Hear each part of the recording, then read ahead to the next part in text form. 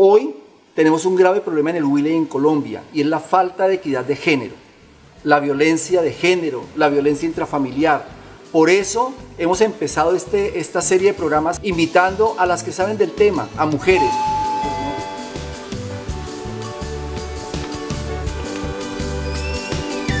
¡Hola!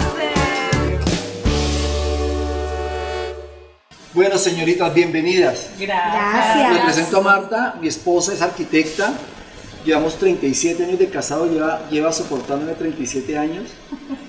Las invité porque mi mamá me enseñó que en la mesa se solucionan los problemas. Hoy les voy a preparar, yo voy a cocinar con ustedes, voy a intentar hacer un plato bien delicioso, ahora les guste, y a cambio quiero que hablemos del tema de género. Espero que les guste. Sobre este tintico, el Huila desafortunadamente tiene uno de los estándares más altos de violencia intrafamiliar, de violencia de género en Colombia. Y me gustaría que con ustedes que analicemos el problema desde cada sector, desde cada área de conocimiento de ustedes, cómo podríamos hacer para empezar a construir una sociedad huilense y una sociedad colombiana más equitativa. Ahora sí, vamos a empezar con el arroz con caballo.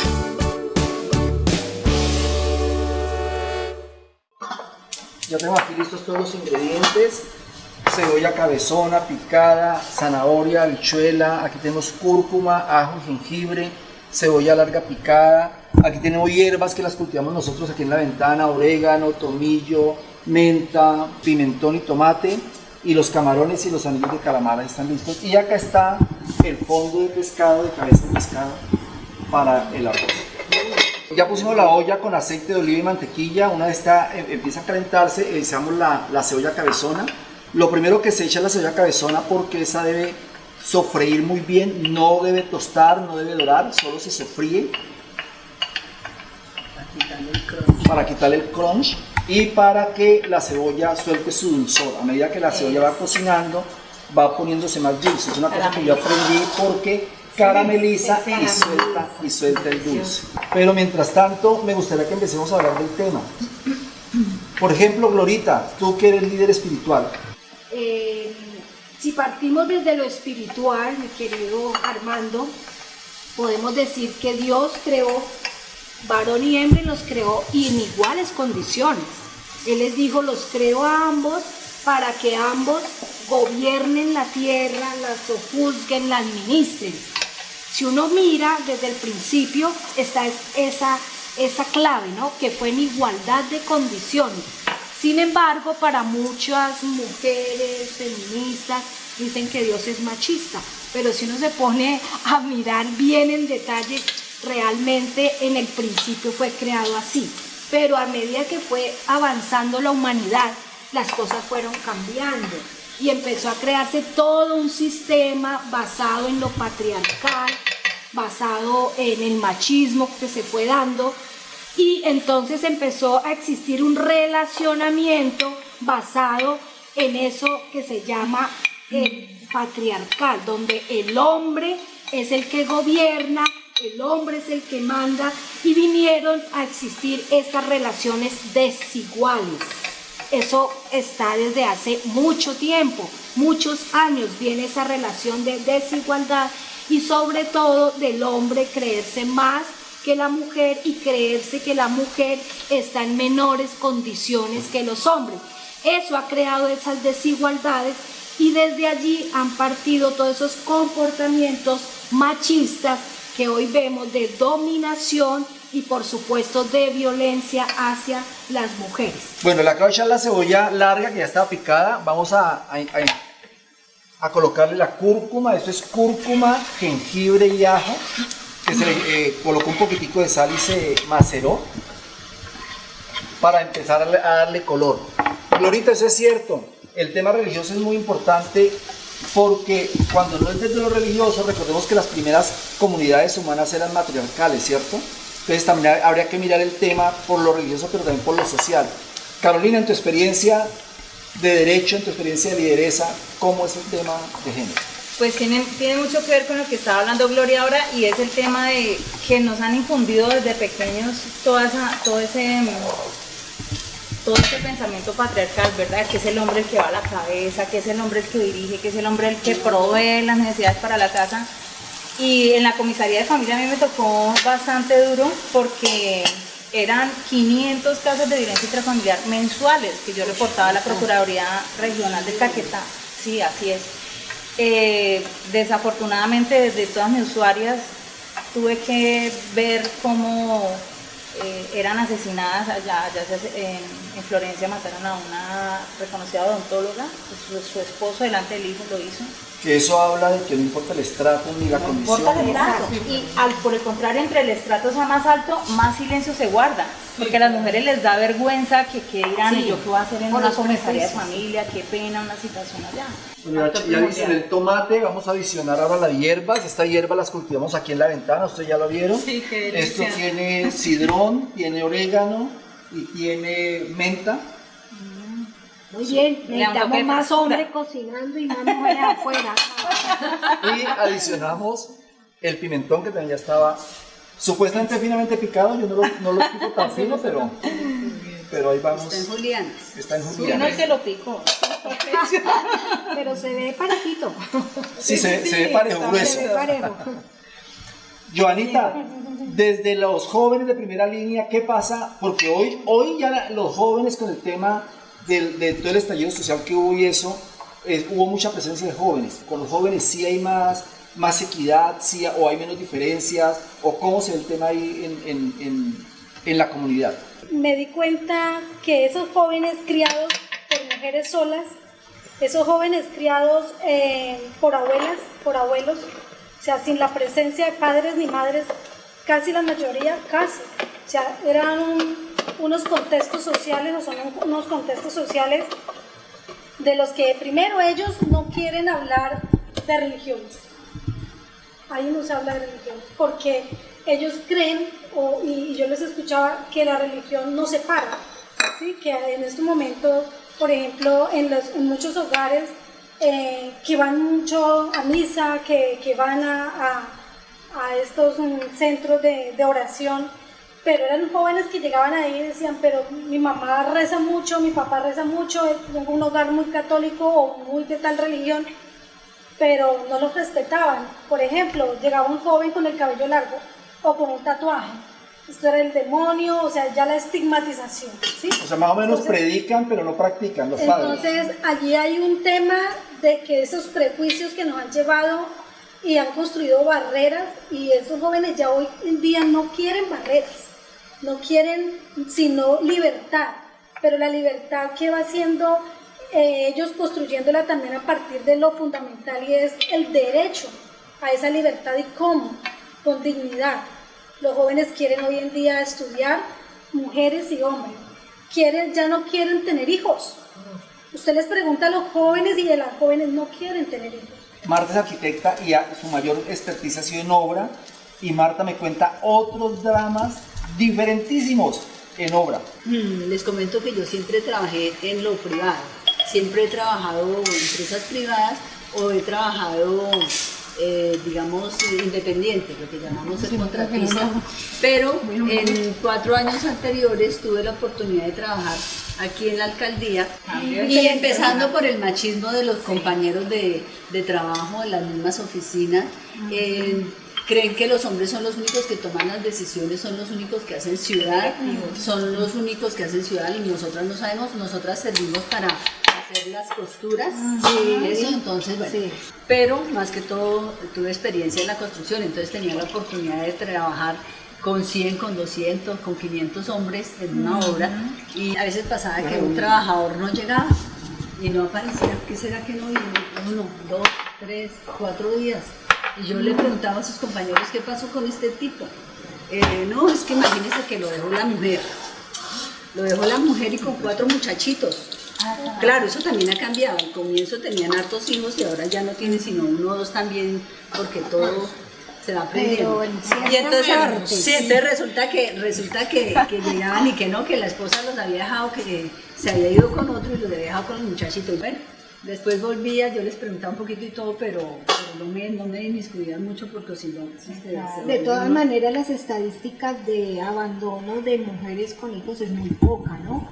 En cambio, la estadística Claro, de claro, hombres claro. abandonando hijos Ah, no, es sí, claro. muy alta. Histórica. Pero en Muy construcción es muy Muy alta la que dice Marta, porque Marta se sorprendía y decía, flaco, el maestro tal lo abandonó la mujer y va con 3 hijos. Y yo, ¿cómo? Flaco, el tal obrero lo abandonó la mujer y se fue. Y decía Marta me decía, Pero ahí el me problema- sorprende mucho que son la las mujeres mujer las que que lo dejan abandona. y los abandonan y se van solas y dejan a Deja los sus hijos. también. Pero fíjate que son todos los estereotipos que hemos construido, que las mujeres sí o sí tienen que hacerse cargo de sus hijos. En cambio, los hombres pueden alzar la cola e irse y no pasa nada, porque vemos más grave que una mujer abandone sus hijos a que un hombre abandone sus Y hijos. es Y juzgada ahí es la con más desigualdad, mi doctor, severidad. porque Pero es es igual que de grave. Yo te Es digo una igual cosa, de es grave. igual de grave, sí, Igual pero de mi mamá grave. decía, es que donde hay mujer hay hogar, donde hay hombre no Pero hay- no doctor, hay esa es necesariamente la hogar. desigualdad que debemos cambiar, Sí. porque a ¿Y qué es nosotras nos posible? tienen aquí Bueno. adentro en la cocina y en la casa, y ahí es donde usted no puede faltar. El hombre sí puede estar afuera produciendo, haciendo política, empresa, pero hay que una mujer salga, porque lo primero que le van a decir, ¿y con quién dejó sus hijos? Eso es lo que hay que cambiar. Le acabo de echar las de acuerdo. especias, curry, esto es achote, que es de aquí del jardín también, nosotros lo cogemos, lo tostamos y lo molemos, es delicioso, pimienta, este es cúrcuma, que la eché molida y también la eché en polvo, y esto es páprica que no le he echado. Y le eché ya, es pimentón páprica seco es y- pimentón seco y molido. Molido, sí. ¿Y también lo Delicioso. preparan ustedes? No, este no lo preparamos nosotros. este Ah, lo ok. compramos. Nosotros preparamos la Yo nunca sabía. cúrcuma, Yo sí. preparamos la cúrcuma y preparamos el achote. Y también ya le empecé a echar, ahora sí le empecé a echar la sal, Carolina, que te preguntaba. Delicia. Oye, y Eso mira se que- ve divino. Bueno, Cecilia, hablemos del tema de género. Sí, nosotros las mujeres periodistas a veces sí, los hombres, de parte de los hombres, pues recibimos como que se impulsa mucho como a acercarse mucho, como a querer, como a tocarlo a uno, como a invadir su espacio, y a veces uno como mujer sí se siente intimidado, ¿sí? Uno dice, pero bueno, ¿y este qué? Le dices una pregunta, no que no otra cosa. un permiso. Exacto, no, Uno que lo piensa hasta cómo irse vestida, ¿no? Para la entrevista. Exacto, Que eso es van a otra mirar cosa. acá. Eso es otra cosa porque también existe esta otra estigmatización de que si usted se va así, pues eso sí a su riesgo. Y eso no debería ser. buscando algo. O está buscando algo, exacto. Entonces, sí, las mujeres periodistas corremos mucho más peligro en ese sentido que los hombres, porque pues, los hombres, pues, o sea, ningún hombre va a correr el riesgo de metérsele mucho encima al otro periodista, pero uno sí. Muchas veces las fuentes uno tiene su grabadora o su celular, que es el que utiliza ahora uno para grabar, y entonces como que se le van más encima a uno y uno como que...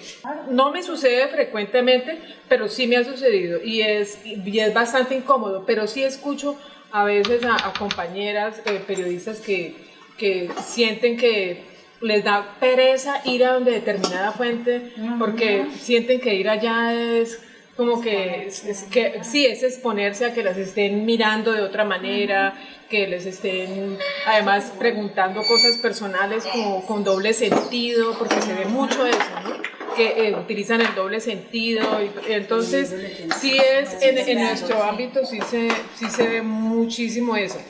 Pero para mí el tema de la equidad de género es un tema bastante complejo.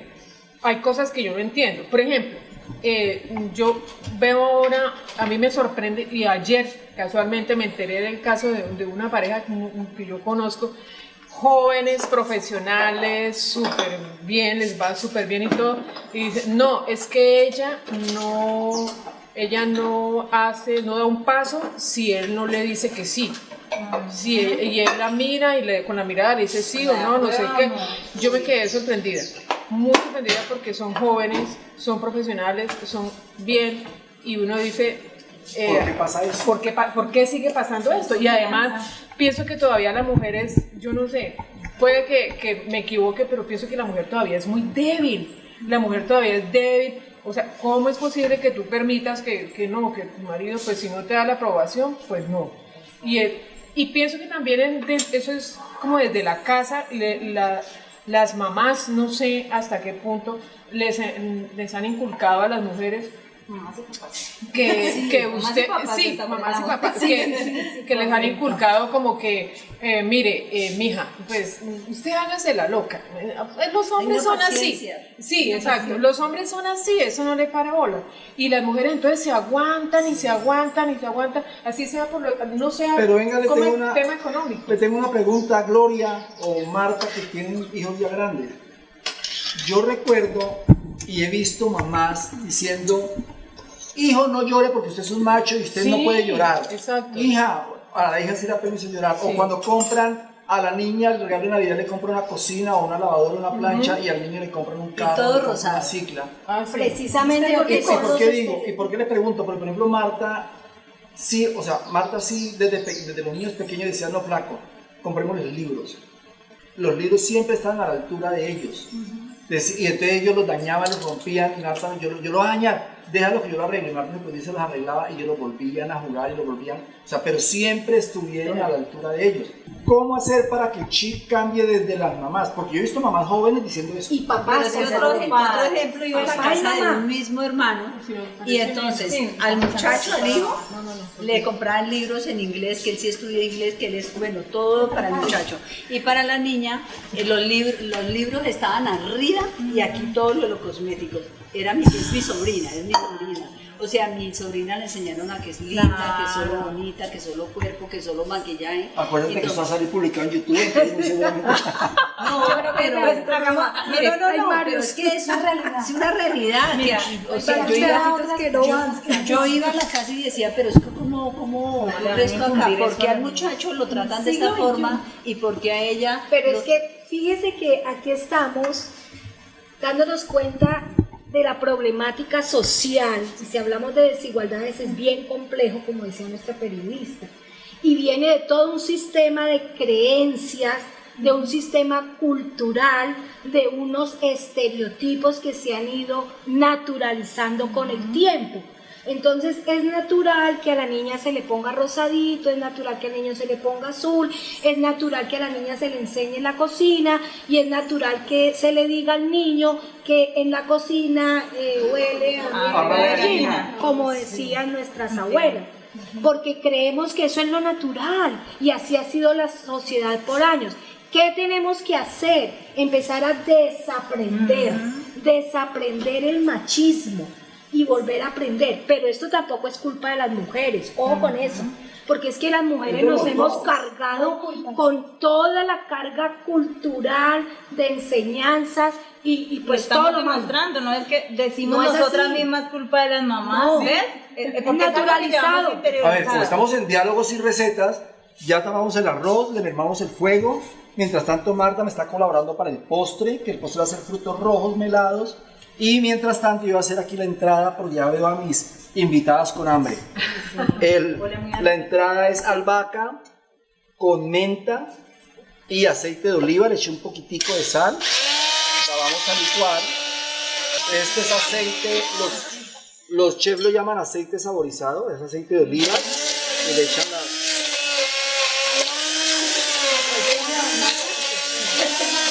¿Qué? No. Albahaca. Albahaca y menta.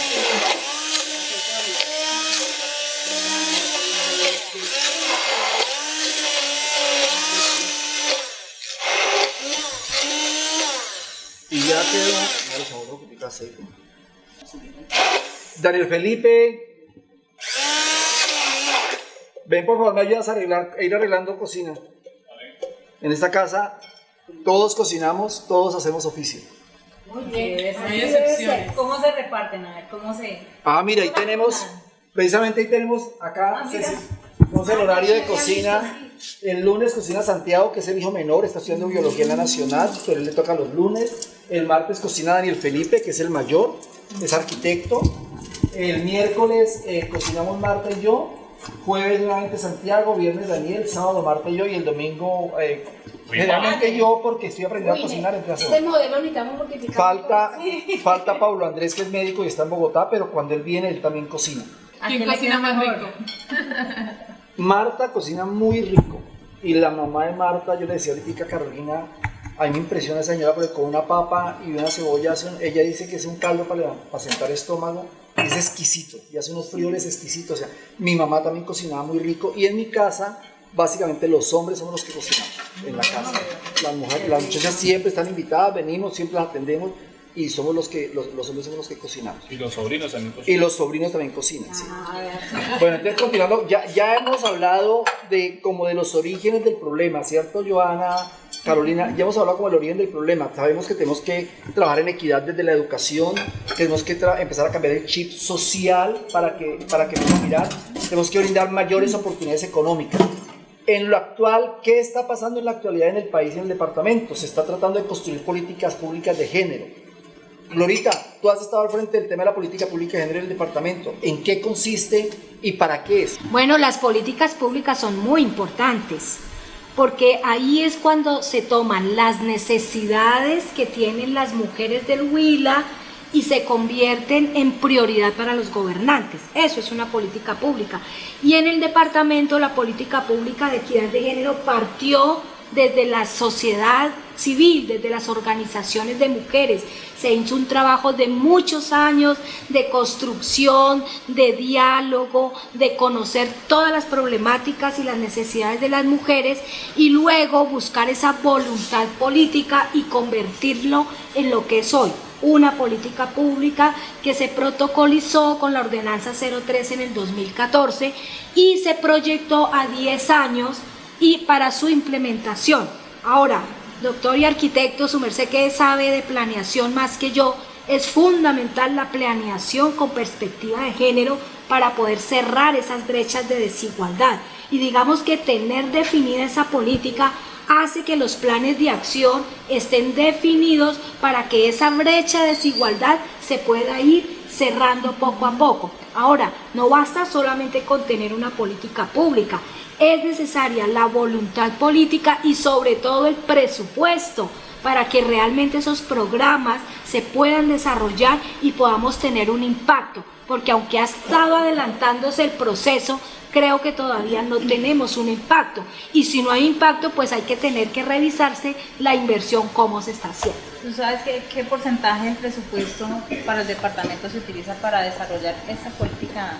Bueno, se dice que se debe tener un presupuesto sensible a género, pero eso todavía no lo sabemos. Que sería el 51%. Exacto, pero no lo tenemos. Realmente no tenemos el presupuesto discriminado de esa manera, que las mujeres podamos saber cuánto del presupuesto es acá, porque es que es una política que se ha dejado transversal. Entonces, todas las secretarías y todas las entidades de gobierno, eso sabe más el doctor que yo, tienen que aportar a esa política con acciones y con programas. Entonces, una parte del total del presupuesto que va para salud, pues habrán algunas acciones que le apuntan a la política pública, pero cuantificado no lo tenemos todavía. Bueno, mientras Glorita nos contaba la política pública, yo adelanté la entrada. El tomate ya está bañado con el aceite, con albahaca y con menta. Ahora vamos a colocar el queso mozzarella y la aceituna. Pero mientras tanto, Joanita, ¿qué ha pasado en la comunidad? ¿Qué ha pasado con los jóvenes, con las mujeres con las que tú trabajas? Ahí es invisible, o sea, realmente, si vamos a hablar de una política pública, tiene que ser ejecutada desde abajo, que esa brecha que queremos cerrar de violencia hacia las mujeres debe, como dice Gloria, debe manifestarse desde la voluntad política, dejar asignado un buen presupuesto para contrarrestar toda esa violencia que sobre todo no tiene barreras, no tiene muros de estrato ni nada. La violencia de las mujeres la estamos viviendo y sufriendo en todos los estratos sociales y sobre todo que estamos repitiendo, y si no llega esa política a salir del papel y de verdad ser real, ya ejecutarse, vamos a seguir aumentando. El COVID nos arrojó el aumento del 80%, se aumentó la violencia hacia las mujeres, sean niñas o sean adultas, se aumentó en un 80%, armando la violencia contra las mujeres en el COVID. ¿Qué es lo que nos llevó eso? A desnudar el abuso que tenemos las mujeres cuando nos encierran con nuestros violadores, con nuestros maltratadores, y la mujer no tiene una autonomía económica. ¿Qué pasa con la víctima que no tiene cómo salir de su casa? En las comisarías de familia llegaban allá y los comisarios estábamos amarrados porque, listo, hay unos libros, nos dan una charla, unas capacitaciones muy bonitas y decían, bueno, ustedes lleguen y hagan este protocolo, sigan estos pasos y luego ¿qué? Y yo decía, bueno, ¿y ahora qué? O sea, ¿dónde hay una casa refugio? ¿Dónde hay un hogar de paso? ¿A dónde metemos a esta señora con estos niños? Había, claro, uno podía coger a los niños y meterlos en un hogar sustituto, en bienestar familiar, pero ¿y la señora? Sí. Entonces todos teníamos que hacer vaquitas entre los compañeros y compañeras para sacarlos del municipio, para que las señoras se fueran de su familia. Entonces son cosas que quedan en el papel. Y quiero contarles que de las luchas que dimos en las comisarías de familias a nivel nacional, queríamos fortalecer las comisarías y este año salió una ley. Y esta ley, en lugar de fortalecer las comisarías de familia, lo que hicieron fue como quien dice, comisarios, cállense la boca. Subieron el salario de los comisarios y dijeron que no puede ser inferior al 80 ni superior al 100% del salario de los alcaldes. Entonces ya les taparon la boca a los comisarios para que se callen y sigan trabajando sin nada. O sea, los comisarios no tienen secretaria, no tienen psicóloga, no tienen trabajadores sociales. Muchas veces a uno le tocaba hacer de todo un poco. Entonces, ¿dónde está la protección a la mujer? ¿Qué es protección? Proteger no es yo decir simplemente, venga señora, usted tiene estos derechos, cierto que es parte de lo que uno hace y es parte de la protección, pero la real y efectiva protección, ¿dónde está? Venga señor Estado, venga, yo cojo a esa señora y la ubico acá, le doy un proyecto productivo, le doy educación. Entonces eso no existe, en el papel es muy linda la ley, es hermoso las políticas públicas, se reúnen personas a hablar de todo y realmente no hacen nada. Y a los gobernantes no les interesa mucho el tema tampoco, porque la plata que ellos tienen que invertir en esas políticas públicas pues la destinan para otra cosa. Y eso tampoco... O se desconoce. Exacto, o no les da votos. O a veces ponen profesionales frente a esas carteras que no tienen ni idea del tema, ni se toman el trabajo de revisar las que existen para armar los planes de desarrollo teniendo en cuenta lo que hay. Y entonces el plan de desarrollo queda por un lado y la política va por otra. Y así muy difícil. Ya hablamos de los orígenes, de los problemas, de las inequidades, ya hablamos de los conflictos en comunidad, ya hablamos de los problemas legales, de las políticas públicas. Ahora vamos a ver cómo va el arroz. Uy, eso se pinta muy bueno. En este punto le vamos a aplicar los mariscos, los camarones y los anillos de calamar, pero las quiero invitar a ustedes, señoras, que son las invitadas de honor a la mesa, para que degusten esta deliciosa entrada. Dani Felipe y Santiago José, vengan. Gracias. Yo les adelanto.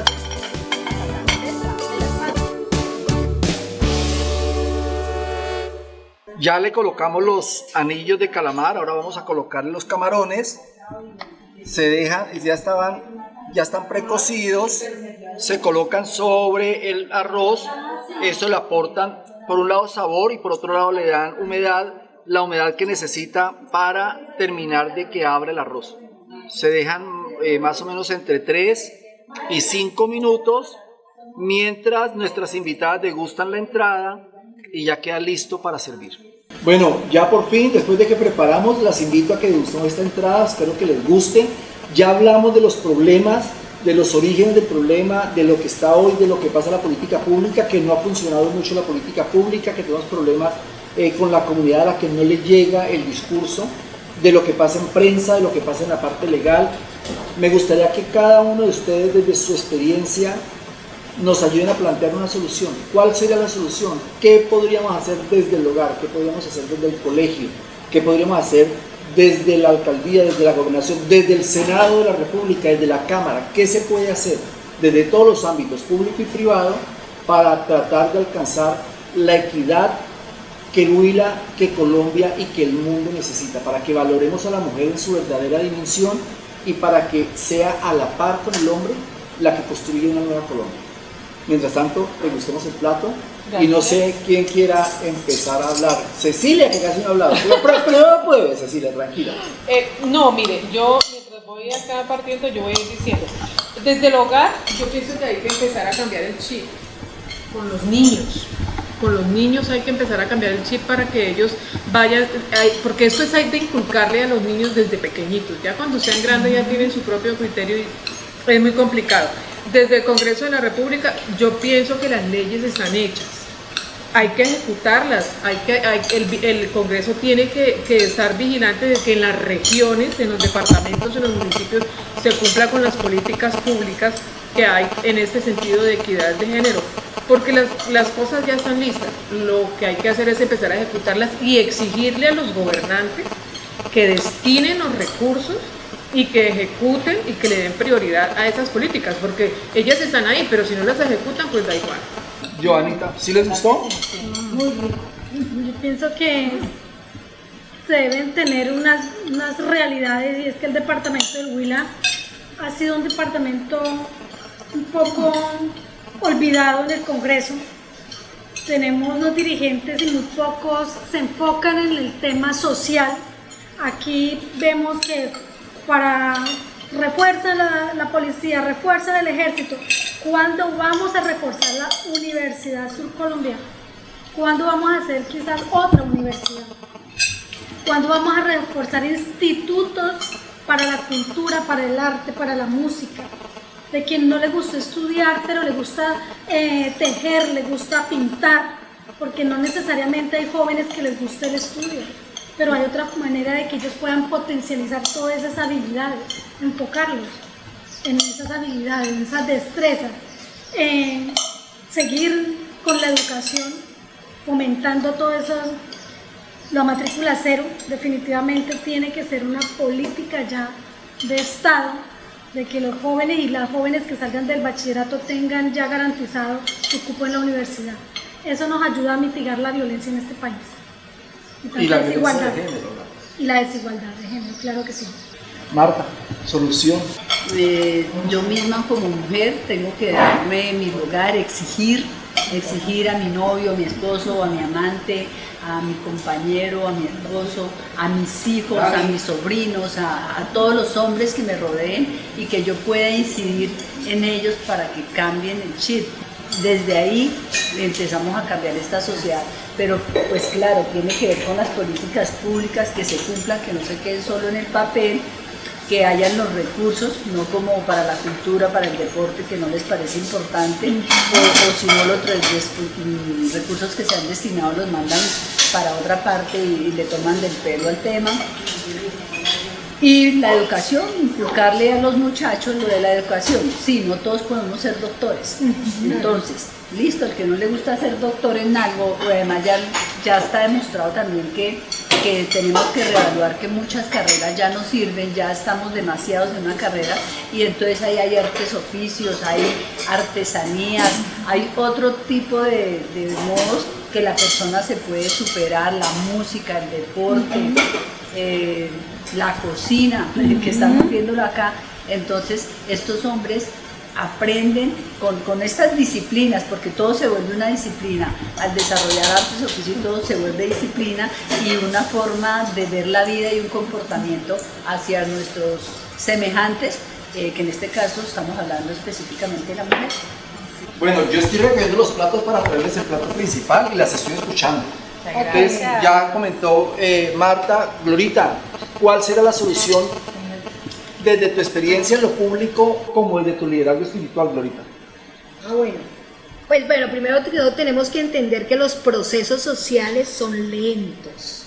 O sea, nosotros no podemos pretender que sale una política, que sale algo y ya, cambió todo. No, porque tiene que ver con cultura, tiene que ver con costumbres, tiene que ver con cosas heredadas de generación en generación. Por lo tanto, estos procesos son lentos y tienen que ver mucho con la educación. Entonces, desde nuestras casas tenemos que desaprender el machismo que traemos desde nuestros abuelos, desde nuestros antepasados, desaprender ese machismo y volver a aprender la forma de relacionarnos. Entonces, esa manera de relacionarnos tiene que cambiar desde las casas. Yo creo que es lo primero. Desde las casas tiene que cambiar el modo como nos relacionamos hombres y mujeres, quitando todas las barreras de poder que son los que tienen esa yo mando, tú me obedeces. Eso tiene que desaparecer. Y tiene que desaparecer desde la educación, también teniendo esas nuevas formas de enseñar no sexistas, tiene que hacerse un plan de revisión a todos los planes educativos institucionales, donde se promocionen las nuevas masculinidades, donde se promocionen también las nuevas feminidades y que se empiece a quitar los estereotipos. O sea, el trabajo es largo. Y bueno, desde lo público no basta solamente con un lindo discurso hermoso que nos quieren, que nos aman, sino que ya tiene que verse reflejado en los presupuestos para esas políticas públicas para que de verdad se puedan implementar las acciones, sobre todo en la parte económica. Porque cuando una mujer tiene autonomía económica, Martica, que lo hemos estado hablando, empieza a romper los ciclos de la violencia. Así que hay que empoderar a la mujer, sobre todo en la parte económica. Y nosotras las mujeres tenemos que trabajar por conseguir esa autonomía económica. O sea, tenemos que tener platica, porque hasta para hacer política vamos a necesitar plata, vamos a necesitar recursos. Entonces es muy importante trabajar por la autonomía económica. Y pues, Armandito, tiene que haber un cambio estructural. O sea, tiene que haber un cambio de modelo económico, tiene que existir un cambio muy profundo en este país para que todas las desigualdades realmente se mitiguen, se erradiquen, y incluyendo la de género, porque las mujeres son las más que sufren de pobreza y las que más las afecta la pobreza es indudablemente a las mujeres, pero se necesita un cambio desde políticas económicas, desde la nación. Se necesita acabar con la corrupción tan terrible que tiene hecho vuelto nada a este país. Entonces tiene que haber un cambio profundo y estructural. Ya está el plato principal, pueden seguir, pero Glorita, mientras tanto tú terminas de contar desde lo espiritual. ¿Qué pasa desde lo espiritual? Bueno, y sigan. Desde lo espiritual es entender que es la parte más importante, Marito. Si el ser humano no se alimenta espiritualmente, adquiere valores, principios, pues su vida va a ser un caos. Entonces es muy importante que alimente el espíritu, que le ponga estabilidad a sus emociones, porque cuando una persona está fuerte espiritualmente, sus emociones están estables, puede desarrollar un buen relacionamiento. Entonces, mientras una persona está llena de odios, de rencores, de venganzas, con todos sus recuerdos familiares sin sanar, pues esos modelos son los que va a reproducir en su familia. Entonces tiene que sanar su pasado, tiene que sanar sus heridas y mejorar su relacionamiento, y por supuesto que tiene que ser desde el fortalecimiento espiritual, de lo profundo de su ser, más que hacer ritos, ¿no? Porque no es hacer ritos por hacerlos, sino interiorizar, buscar esa paz, buscar perdonar, alinearse consigo mismo y con todos los demás, y por supuesto pues de la mano de Dios. Muchas gracias, Glorita. Y Carolina, desde la parte legal, tú como abogada y con la experiencia dura que has tenido en Comisaría de Familia, ¿cuál sería la posible solución? Yo concuerdo con todo lo que han dicho aquí las señoritas y señoras, y es que todo debe ir encaminado a cambiar nuestro modelo educativo. Yo creo que todo se maneja desde el hogar. Si nosotras estamos pensando como pensamos ahora, es porque tuvimos un padre y una madre que nos enseñaron, o de acuerdo a nuestras vivencias en el colegio, en nuestros trabajos, nosotros pudimos aprender muchísimas cosas. Entonces todo tiene que ir ligado a la educación.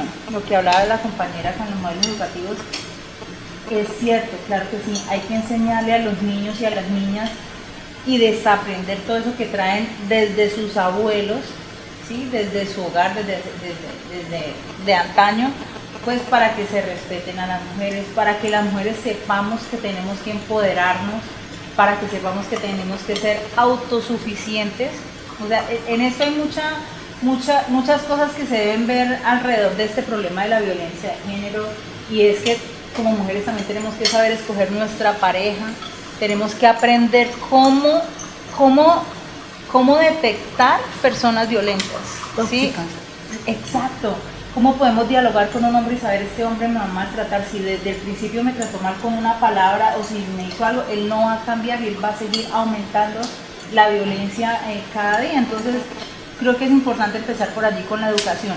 Y las leyes, aunque ya están hechas, les falta mucho para poderlas aplicar. Ellas están ahí en el papel de bonitas, para encuadernarlas, para encuadrarlas, pero no se están aplicando, ¿sí? Por ejemplo, la ley contra la violencia de la mujer o para la no violencia contra la mujer realmente no se aplica cuando inclusive los mismos funcionarios no sabemos a veces cómo aplicarlo. Yo les cuento que desde la comisaría de familia ya hablaban de sanciones y que tenía que ir a juzgado, pero los jueces nos llamaban, venga, aquí nos llegó un proceso, ¿cómo así? ¿Cómo aplicamos esto de la sanción? Ustedes sancionan y nosotros somos su segunda instancia, y nosotros también llamábamos a los jueces, decíamos, bueno, nuestra segunda instancia, ¿quién es? ¿El alcalde?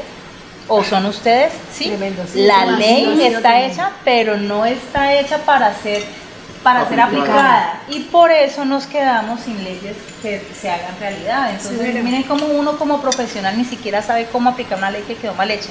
¿Por qué? Porque vuelvo, insisto, son leyes hechas por hombres para mujeres, pero no están bien hechas porque ellos no conocen nuestra realidad. Entonces es importante que también a las esferas públicas lleguemos también mujeres con esta visión. Es importante, por ejemplo, ahora el Código Electoral que contempla la paridad de género, pero a partir de 5 cargos, o sea, ¿por qué Siguen condicionan, quedando peros, cierto? ¿Por qué nos condicionan si la equidad es la equidad? Y el día en que se haga realidad esa equidad, yo creo que vamos a poder legislar para nosotras, ¿sí? Por nosotras, por nuestras familias, por nuestros hijos, y las cosas van a cambiar. Si cambia eso, entonces cambian los modelos por ejemplo, de la publicidad. Entonces ya la publicidad no va a salir la mujer desnuda ofreciendo esto, ya no va a salir la mujer solamente limpiando. En Argentina ellos fueron, creo que los primeros que sacaron publicidad de hombres limpiando, ¿no? De supermúsculo, entonces el hombre limpiando la casa, pero aquí todavía tenemos la publicidad donde sale la mujer, déjele al trapeador y qué fabuloso, que huele a rico, que el piso, solo mujeres.